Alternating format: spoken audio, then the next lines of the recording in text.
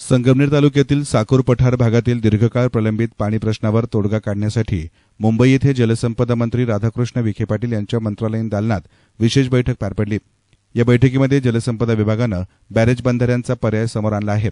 या माध्यमातून साकूर पठार भागाचा पाणी प्रश्न कायमस्वरूपी मार्गी लागणार असून गेल्या अनेक वर्षांपासून पाण्यापासून वंचित असलेल्या पठार भागाला दिलासा मिळणार आहे। या बैठकीला आमदार अमोल खताळ, भाजप तालुकाध्यक्ष गुलाब भोसले, भाजप राज्य कार्यकारिणी सदस्य रौफ शेख, रवी दातीर, अॅडव्होकेट अमित धुळगंड यांच्यासह शिष्टमंडळ उपस्थित होते। संगमनेर तालुक्याच्या पठार भागातील मोरवाडी धरणाच्या संदर्भात अनेक वर्षांपासून या भागातील नागरिकांची मागणी होती। याआधी भूसंपादनही झालं होतं, मात्र धरण न झाल्यानं जमीन शेतकऱ्यांना परत देण्यात आली।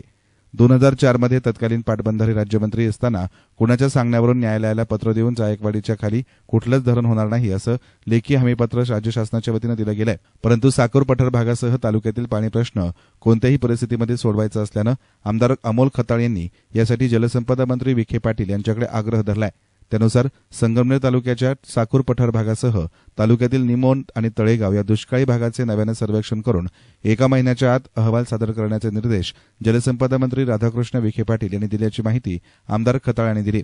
काल महाराष्ट्र राज्याचे जलसंपदा मंत्री आपल्या जिल्ह्याचे पालकमंत्री आमदार राधाकृष्ण विखे पाटील साहेब यांच्या मुंबई येथील दालनामध्ये संगमनेर मतदारसंघातील जलसंपदा विभागातील कामांबाबत एक आढावा बैठक घेण्यात आली होती। त्या संदर्भात मी मागील आठवड्यात साहेबांना विनंती केली होती, साहेब इथल्या प्रश्नांसंदर्भात आपल्याला एक बैठकीची आवश्यकता आहे। त्यानुसार काल आमचे भारतीय जनता पार्टीचे अध्यक्ष गुलाबराजे भोसले असेल, त्या भागातील रौफ शेख असतील, आपले रवी दातीर वकील साहेब असेल, हे सगळेच जण तिथं प्रतिनिधी म्हणून मी बोलवले होते। काल बैठक झाली। त्या बैठकीमध्ये जो त्या भागातील गेल्या कित्येक वर्षापासूनचा ज्वलंत प्रश्न म्हणून ज्याच्याकडे बघितला जातं, 1955-56 पासूनचा तो विषय होता। ब्रिटिशकालीन धरणाचं सर्वेक्षण झालं होतं मोरवाडी धरणासंदर्भातलं। तर त्यामध्ये स्थानिक ग्रामस्थांची गेल्या कित्येक वर्षापासूनची मागणी होती। पारनेर असेल, संगमनेर असेल, या भागातील शेतकऱ्यांनी वेळोवेळी आंदोलनं केलेत। याबाबत मला सुद्धा उत्सुकता होती का नेमका हा प्रकार काय आहे याची माहिती घेणं अपेक्षित होतं। म्हणून मंत्री महोदयांच्या दालनात आपण बैठक घेतल्यानंतर अधिकाऱ्यांकडून याबाबत चर्चा झाली। आम्ही काही विषय मांडले, तर त्यामध्ये असं जाणवलं की यापूर्वी धरणासंदर्भात प्रयोजन करण्याबाबत चाललं होतं, जमिनीचं सुद्धा भूसंपादन झालं होतं, परंतु ते धरण होत नसल्यामुळं त्या जमिनी पुन्हा शेतकऱ्यांना देण्यात आल्या। आणि 2004-5 मध्ये त्यावेळेच्या तत्कालीन पाटबंधारे राज्यमंत्री असतील, तत्कालीन मंत्र्यांनी कोर्टाला एक ऍफिडेव्हिट दिला आहे का जायकवाडीच्या खाली कुठलंच धरण शासन करणार नाही म्हणून। तर त्यामुळे याच्यात काही व्यत्यय आला गेल्या कित्येक वर्षापासून।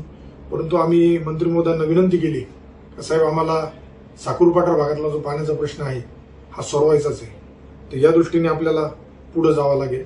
तर कालच्या बैठकीमध्ये जे अधिकारी आहेत, आपल्या जलसंपदा विभागाचे अवर सचिव दीपक कपूर साहेब असतील, गोदावरी खोरे विकास महामंडळाचे कार्यकारी संचालक संतोष तिरमनवार, मुख्य अभियंता संजीव टाटू, बरेच उपस्थित होते अधिकारी।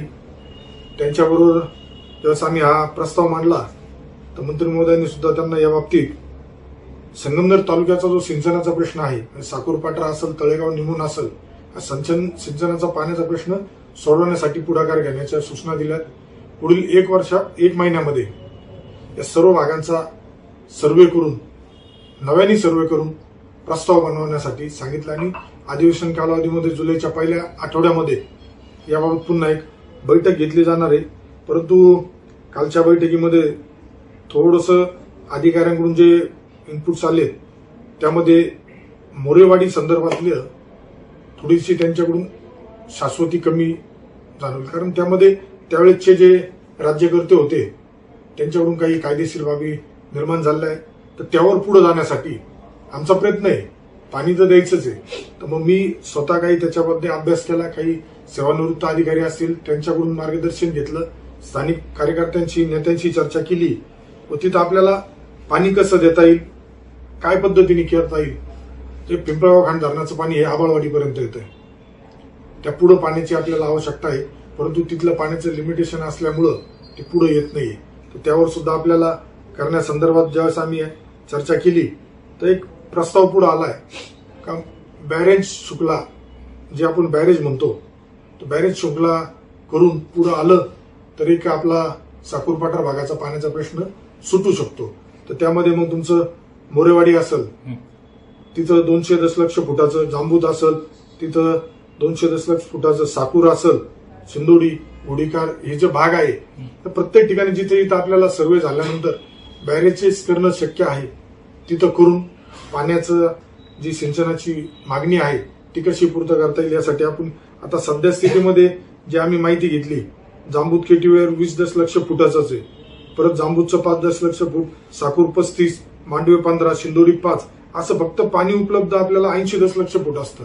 आणि जिथं आपल्याला आज 600 ते 800 दशलक्ष फूट पाण्याची गरज आहे, ज्यावेळेस हे पाणी उपलब्ध होईल त्यावेळेस आपला या भागातील नांदूर, खंदरमाळ, जांबूत खुर्द, हिवरगाव पठार, साकूर, हिरेवाडी, बिरेवाडी, मांडवे खुर्द, सिंदोडी या भागातील निश्चित पाण्याचा प्रश्न आपण या माध्यमातून मार्गी लावू शकतो. मंत्री महोदयांनी सुद्धा अतिशय सकारात्मकपणे अधिकाऱ्यांना स्पष्ट सूचना दिल्यात का इतक्या वर्षापासून हे लोक पाण्यापासून वंचित राहिले, यांना पाणी विखे पाटलांनी म्हणजे स्वतः विखे पाटील आणि अमोल खताळ या आमदाराच्या कालावधीतच आपल्याला लोकांना पाणी द्यायचंय. आणि निश्चितच मला खात्री आहे का जलसंपदा खातं विखे पाटलांकडे असल्यामुळं आम्हाला जो शब्द आम्ही निवडणुकीच्या वेळेस या लोकांना दिला होता, पाणी तुम्हाला उपलब्ध करून देऊ, फक्त आता काही गोष्टी अशा होतील का काहींचा आग्रह ठराविक गोष्टीसाठी राहील.